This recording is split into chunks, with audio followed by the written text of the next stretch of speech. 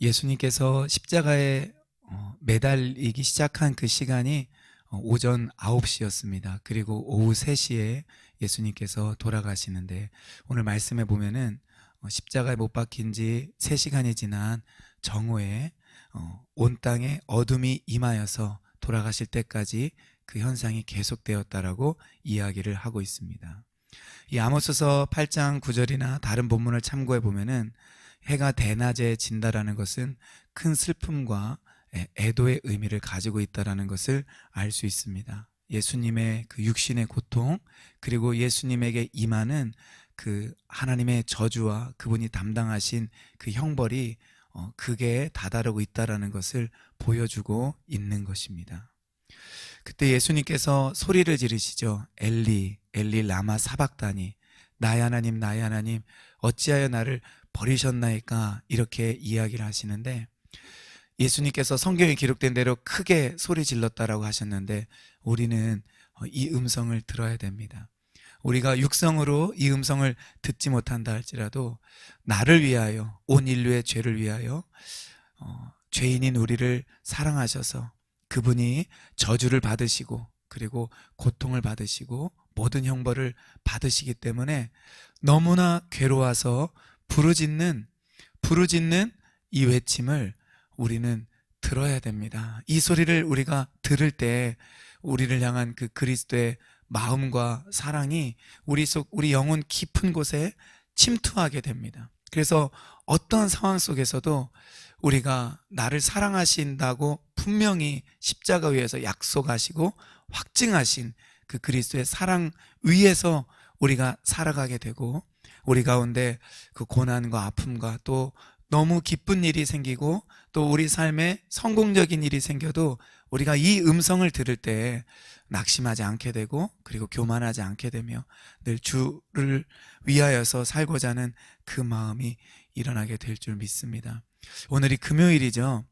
예수님이 십자가에 못 박혀 돌아가신 날이 요일로 치자면은 바로 오늘입니다. 오늘 우리가 오전 9시부터 오후 3시까지는 바로 이 십자가에 매달려 계신 예수님을 우리가 어떤 상황이 있든지 간에 바라보고, 내가 너를 사랑한다, 내가 너를 위하여 부르짖었다, 저주를 받았다, 형벌을 받았다 말씀하시는 주의 음성이 들리기를 바랍니다. 이렇게 고통 가운데 계셨던 그 예수님께서 50절에 보면은 다시 크게 소리를 지르시고 그 영혼이 떠나가셨다라고 이야기를 하고 있습니다. 이 드라마 바이블에 보면은 다시 크게 소리 지르시고, 이것을 엘리 엘리 라마 사박다니로 해석을 하였습니다. 그래서 나의 하나님 나의 하나님 어찌하여 나를 버리셨나이까, 이렇게 다시 한번 소리 지르시는 예수님의 음성이 나옵니다. 요한복음에는 예수님이 돌아가시기 전에 다 이루어졌다라고 예수님이 말씀하시고, 누가복음에는 내 영혼을 아버지의 손에 맡깁니다, 이렇게 말씀하시고 우리 주님께서 돌아가셨다라고 기록을 하고 있습니다. 아마 분명한 것은 이 각 저자의 복음서의 저자마다 이렇게 다른 이유는, 아마 그들이 이제 보고 듣고 또 다른 증인들의 그 증언을 토대로 하였기 때문에 이런 차이가 나는데, 아마 주님은 십자가 위에서 그런 모든 말씀을 아마 다 하셨을 거예요. 그래서 자신의 영혼을 아버지 손에 맡기고 예수님 돌아가셨을 때 우리를 위한 본인이 할 수 있는 모든 이 구속사의 이 구원 역사를 위한 예수님이 하실 수 있는 일을 다 이루신 것입니다. 그래서 51절에 보면은 예수님이 죽으신 이후에 나타나는 현상이 뭐냐면은 성소 휘장이 위로부터 아래로 찢어졌고, 그리고 두 번째는 땅이 진동하며 바위가 터졌다라고 이야기를 하고 있습니다. 이 두 가지 현상이 일어난 거예요. 놀라운 것은요, 이 찢어졌다라는 말과 이 바위가 터졌다라는 이 단어가 헬라어로는 같은 단어입니다. 첫 번째, 이 찢어졌다, 무엇이 찢어졌냐면은 성소의 휘장이 위로부터 아래로 찢어졌다라고 이야기를 하고 있습니다. 우리 잘 아는 것처럼 이 성소의 휘장은 이 성소와 지성소를 구분하는 그 사이에 있었던 휘장입니다. 그래서 1년에 한 번 대제사장이 이 대속제일의 날에 이 법궤 앞에 나아가서 양의 피를 뿌리면서 이스라엘 모든 백성들의 죄를 속죄하는 그런 예식을 가졌죠.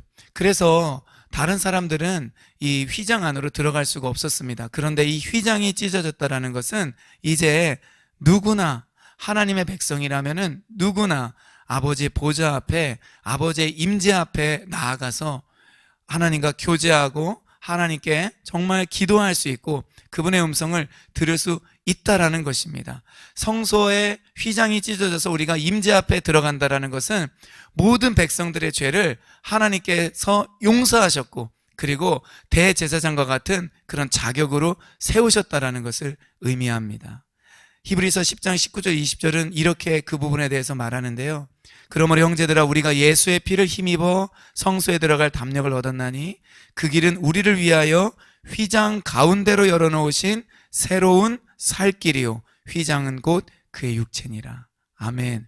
새로운 살 길이, 휘장 대신 예수님의 몸이 찢어짐으로, 휘장이 그렇게 찢어짐으로 열려졌고 낮고 바로 그 길을 통하여서 성소에, 지성소에 들어갈 담력을 우리가 얻게 되었다라는 것입니다. 그러므로 우리는 그 하나님 보좌 앞에 나아가야 돼요. 가장 거룩한 그 장소에, 그리고 가장 자비로운 그 법계 위에 시은자가 있잖아요. 은혜를 베푸는 그 자리인데 지성소는 다른 자리가 아닙니다. 은혜를 베푸는 자리입니다.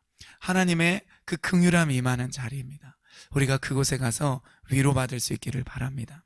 또 하나는 바위가 터졌다, 바위가 찢어졌다라고 말합니다. 그리고 그 현상으로 무덤이 열리며 자던 성도들의 몸이 많이 일어났다, 부활이 일어났다라고 이야기를 하고 있습니다. 사실 다른 곳에서는 이렇게 부활한 자들에 대한 기록이 없기 때문에 이것이 어떻게 된 현상인가 파악하기는 어렵습니다. 그러나 분명히 알 수 있는 것은 바위가 터지고, 즉 죽은 자들을 안장했던, 그리고 그 입구를 막았던 그 바위가 찢어지고 터졌기 때문에 죽은 자들이 다시 살아난 거잖아요. 이것은 예수 그리스도를 통한 부활을 우리에게 예표해주고 있는 것입니다. 즉 예수님의 죽으심으로 휘장이 찢어졌을 뿐만 아니라 사망 권세가 찢어진 거예요.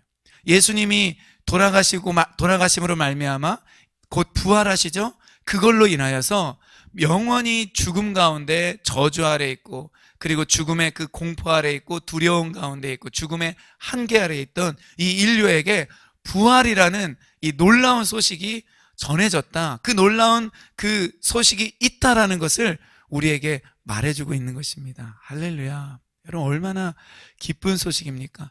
이 땅 가운데서 우리가 정말 육체의 한계를 가지고 있기 때문에 때로는 질병으로, 때로는 이 죄의 결과로 많은 고난을 겪는 것이 사실이잖아요. 그러나 그렇게 해서 우리가 끝나는 것이 아니라 주님께서 사망 권세를 찢으셨기 때문에 우리가 부활하고 예수 안에서 잠자는 자들이 예수님이 다시 오실 때 맞이할 수 있는 그 특권을 누리게 된 것입니다. 우리가 이 주님에 대해서 감사할 수 있기를 바라요.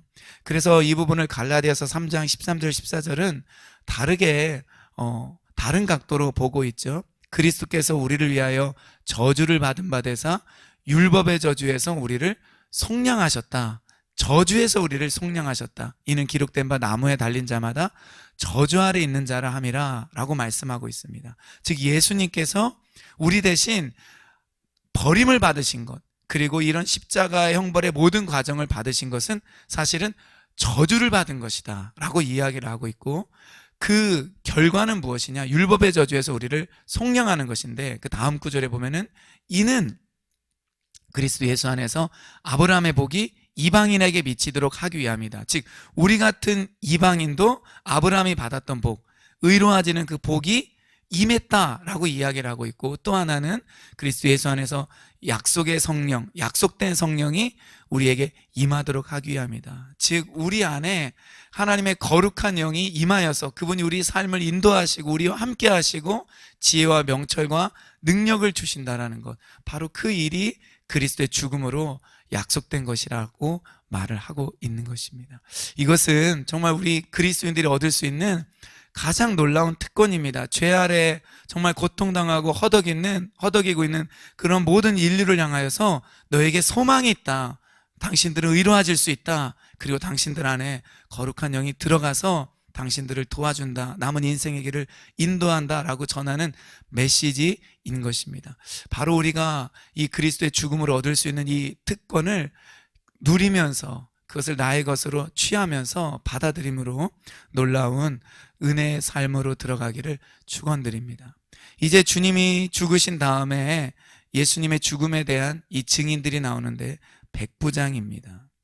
이 백부장과 및 함께 예수를 지키던 자들은 이 모든 일어나는 일들을 보고서 뭐라고 고백하냐면은 이는 진실로 하나님의 아들이었다 이렇게 고백을 하고, 또 예수님을 따랐던 그 여인들을 역시 그 예수님의 죽음의 증인들로 소개하고 있는 것입니다. 근데 예수님의 이 죽음을 다 지켜봤던 사람들 중에 56절에 보면은 누가 나오죠? 막달라 마리아, 또 야고보와 요셉의 어머니 마리아와 또 세베대의 아들들의 어머니, 즉 여인들을 기록을 하고 있다는 것을 알고 있습니다. 누가복음 8장에 보면은요, 이런 말씀이 있습니다.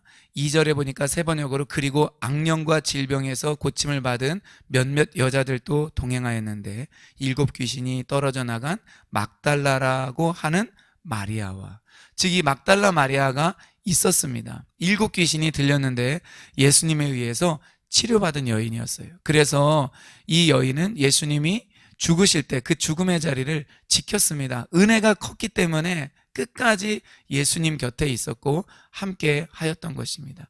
우리도 일평생 예수님의 증인이 되기를 바라고요.